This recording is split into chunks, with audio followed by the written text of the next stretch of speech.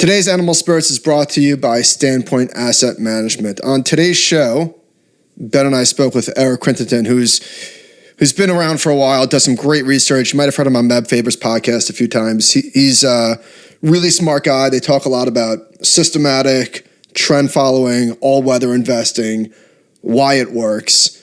We spoke briefly about this, but I just wanted to enhance it or double-click on it because he was pretty modest about the returns, but past performance, obviously, et cetera, no guarantee. You did the double click thing.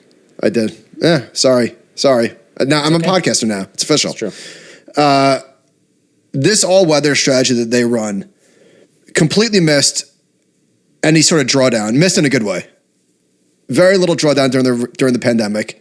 Very little drawdown in 2022 when stocks and bonds got clobbered.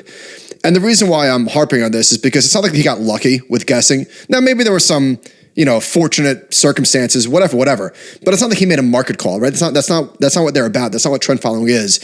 He has a model, and of course it ebbs and flows, good times, bad times. But man, timing is everything, and this thing has absolutely destroyed in a good way since inception at the end of 2019. And you and I looked at a ton of alternative funds in the 2010s, and a lot of them had a really, really bad decade.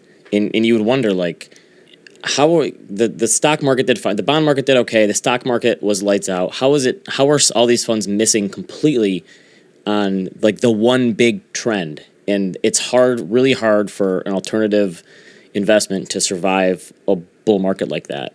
And you don't have to match the stock market in that kind of run because that's impossible if you're running some sort of alternative program. But keeping up at all, and it seems like that's the sweet spot that this fund is trying to get to. It keeps up, but it also gives you with less volatility and the drawdowns. And the point you made on the podcast was great. I won't step on it too much, but there's so many really smart people who have quantitative strategies that are just look at all this beautiful stuff I did in computer that creates this wonderful model.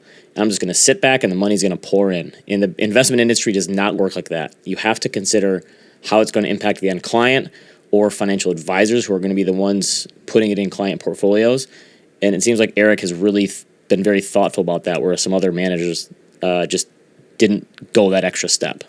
Yeah, and the proof is in the pudding. They actually have done an incredible job raking in assets. So, all right, don't want to step on too much of the conversation, which I hope you enjoy. This is Eric Quinterton from Standpoint. Welcome to Animal Spirits.